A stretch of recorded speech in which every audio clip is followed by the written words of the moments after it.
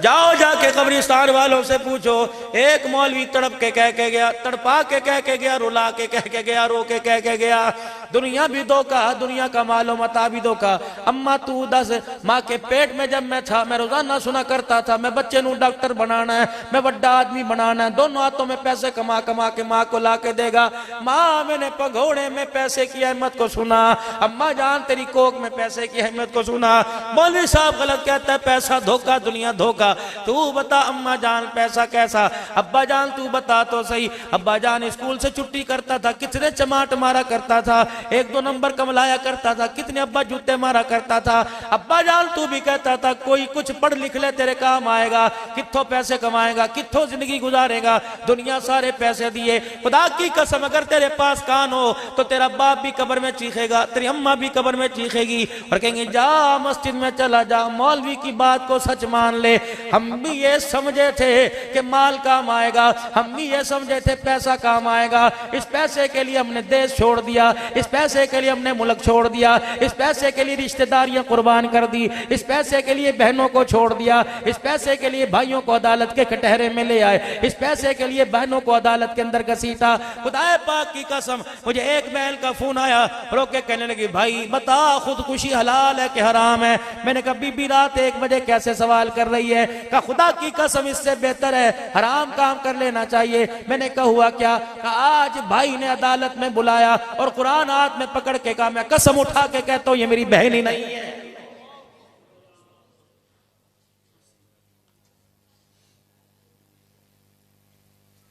कितने दिन खाएगा दसो, कितने दिन जमीन वरतेगा? इतनी लेके जाएगा जितनी दादा लेके गया, इतनी लेके जाएगा जितनी परदादा, 1 इंच भी ज्यादा नहीं लेके जाएगा। छोड़ दो खुदा की कसम, अल्लाह ना करे अगर किसी के दिल के अंदर ऐसा बला है को सारी मैं ले लूंगा और दे दो भाइयों को, कब तक खाओगे?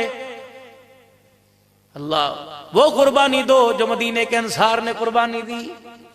वो कोने में साहब खड़ा है, हाँ भाई ओ वीरा ओ भरावा की गल है? कहने यार आज मजदूरी नहीं लगी, खाली हाथ घर जाते शर्म आती है। खुलो जा, अंदर गया आटे का थैला ले आया, ये क्या है? का आज का भी आटा घर में मौजूद है, कल का भी आटा घर में मौजूद है, कल वाला तुझे दे दिया। अल्लाह अकबर। रहमत वाले नबी ने फरमाया जो भूखे को खाना खिलाएगा मोहम्मद करीम जन्नत में लुकमे बना बना के उसे अपने हाथों से खिलाएगा। मैं भूखा रहना बर्दाश्त कर दूंगा, अगर भूख की वजह से हुजूर के हाथ में लुकमा मिल जाए दुनिया भी अच्छी हो जाएगी, आखिरत के अंदर भी काम बन जाएगा। अम्मा जान तू बता, अब्बू जान तू बता। आवाज आई कि कब्र में से हाँ मौलवी सच कह के चला गया।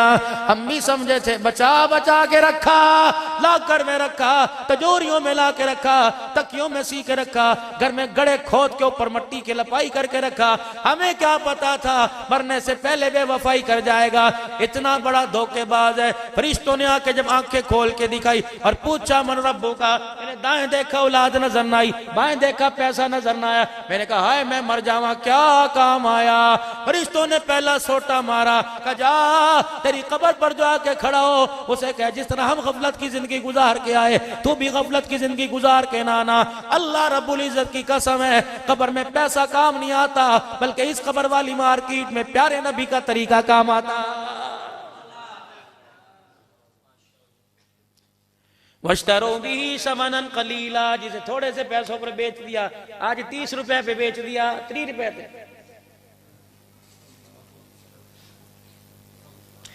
20 रुपए पे 1 किलो गंदम पर सेपी नाई को बेच दी। मैं तो उस आदमी को अक्लमंद कहता है कोई नहीं जो चेहरे वाली चीज को नाली में फेंकता है, पैर वाली चीज को सर पे नालैन को लगाता है। अक्लमंद है? मौलवी साहब आप ही बताओ क्या आदमी अक्लमंद है? हुजूर के नालैन को माथे पर लगाए, दाढ़ी को नाली में फेंक दे। वो सोचो तो सही यार, तुम मुझे गुस्ताख ना कहना, मैं सही कह रहा हूं। अल्लाह ने मेरे नबी का नाम, सारे उलमा इकराम बैठे, अल्लाह ने मेरे नबी का नाम अर्श के माथे पे लिखा मुहम्मदुर रसूलुल्लाह।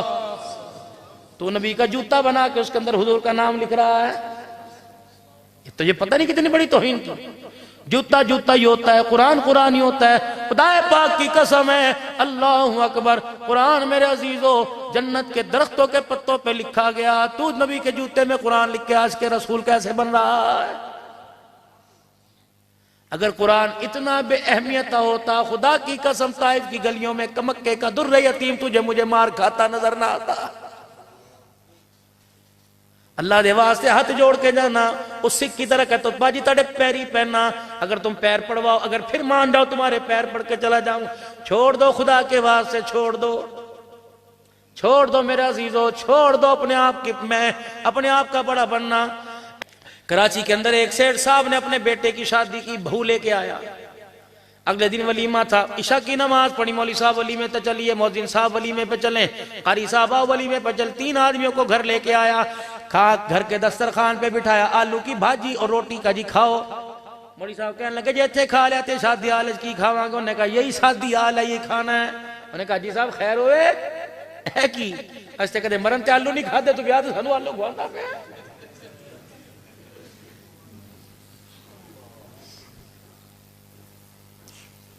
यकीन जानो इस फकीर ने एक दफा बात सुनी थी, बताऊंगा नहीं, राज खुल जाएगा।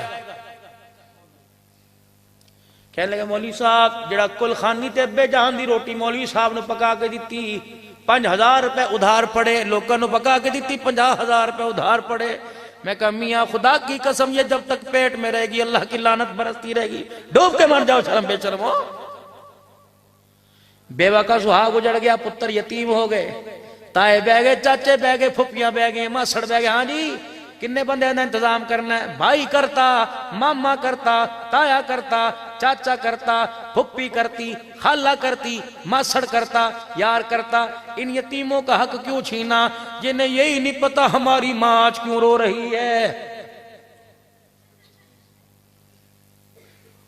याकुलून फी बुतूनिहिम नारा, इन यतीमों का हक क्यों छीना जो बाप के जनाजे में जाने के बावजूद घर आए और मां से पूछ रहे अम्मा रोंदी क्यों, दस अब्बा किथे गया है।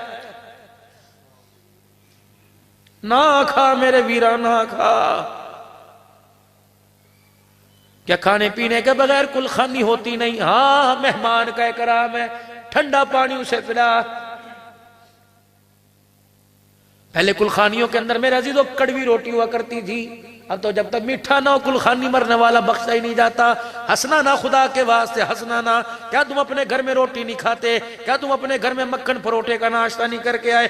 आज मस्जिद के अंदर ऐलान कर दो कुलखानियां बगैर खाने की होंगी। अगर खाना देना है, अमीर मरे गरीब मरे, सारे मस्जिद के नमाजी 100 रुपए दे के 40,000 रुपए इकट्ठा करो, 8 देगा पकाओ, मरने वाले की तरफ से तकसीम करो, उसे सवाब मिल जाएगा, गुंबद खजरा से तेरे लिए सलाम आ जाएगा। करो कुलहानी ऐसी। तो इब्तदा में अपने घर से मैं 500 रुपया जमा करा के जाता हूं आपको।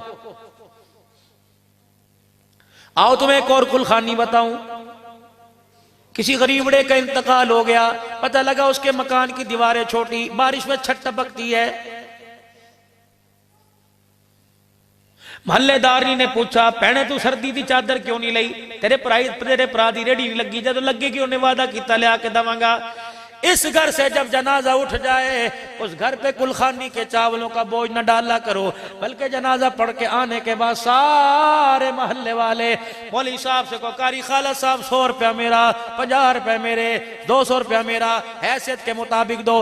30-35 हजार की रकम जमाओ, बेवा के घर अगले दिन कुलखानी में चले जाओ। एक इलाके का बड़ा जो बूढ़ा जो जाकर बच्ची के सर पे हाथ रख सके और कहे ले तेरे सारे भाइयों ने, तेरे सारे चाचों ने चंदा नहीं किया, ज़कात इकट्ठी नहीं की, अपनी तरफ से तेरे लिए हदिया भेजा है। हमें पता है तेरा वारिस कब्र के अंदर चला गया, तेरा चूल्हा कैसे जलेगा, तेरे बच्चों के स्कूल की फीस कौन देगा। हमें पता लगा आज के बाद तू लाल जोड़ा नहीं पहनेगी। हमें पता लगा आज के बाद तू 4 महीने 10 दिन अपने घर में बैठ के खामिद को याद करेगी। दी। ऐले 40,000 रुपया तेरे भाइयों का पैगाम लेके आया, तेरे बच्चों का पैगाम लेके आया, खत्म हो जाए पैगाम मस्जिद के अंदर भेज देना, आटा तेरे घर में आ जाएगा, पानी तेरे घर में आ जाएगा, सामान तेरे घर के अंदर आ जाएगा। अल्लाह की इज्जत की कसम है, यकीन जानो कह देते 40,000 रुपया ले, 4 महीने का खर्चा, 4 महीने तक यतीम रोटी खाते रहते और हर रोटी के लुकमे पे पूछते अम्मा अब्बा ते कोई नहीं, रोटी कौन लेके आया है, अम्मा अब्बा ते कोई नहीं, साडे लिए गोश्त कौन लेके आया है। और मैं दुआ करूं, मौलवी साहब दुआ करें, 3,000 आदमी कुलखानी में आने वाला दुआ करे, पता नहीं अल्लाह कबूल करे या ना करे, लेकिन यतीम के पेट में रोटी जाएगी, उसका पेट भरेगा, कलेजा ठरेगा, आसमान की तरफ देख के मुस्कुराएगा, अर्श वाला भी राजी हो जाएगा, फर्श वाला भी राजी हो जाएगा। फतवे ना लगा देना मेरे पर सुआ, हकीकत करूंगा बयां दोस्तों, चाहे कट जाए मेरी जुबान दोस्तों। जिस जमीन पे नबूवत की तौहीन हो, गिर पड़े ना कहीं आसमां दोस्तों।